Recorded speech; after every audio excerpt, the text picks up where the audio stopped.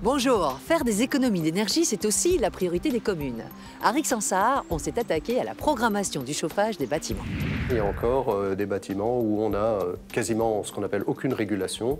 Donc on a une température de consigne et puis ça chauffe. Donc on dépend en fait du bon vouloir des gens qui gèrent le bâtiment. On leur demande d'éteindre les vannes, etc. Mais c'est pas du tout facile à contrôler. Le nouveau système de régulation permet d'optimiser automatiquement la température dans les différents espaces en fonction de leur occupation.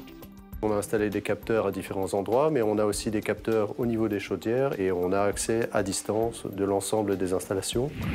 Dans nos bâtiments communaux comme dans nos logements, une bonne régulation du chauffage donne des résultats très rapides. Et après un an, on a déjà 30% d'économie d'énergie sur les deux bâtiments, donc c'est vraiment très significatif. C'est très important de mettre en place vraiment une stratégie globale à long terme, mais typiquement quand on a un corps de bâtiment qui est relativement important, il faut pouvoir essayer d'agir aussi à court terme. Pour les conseillers, les communes peuvent faire appel à un coordinateur dans le cadre du programme POLEC pour politique locale énergie-climat.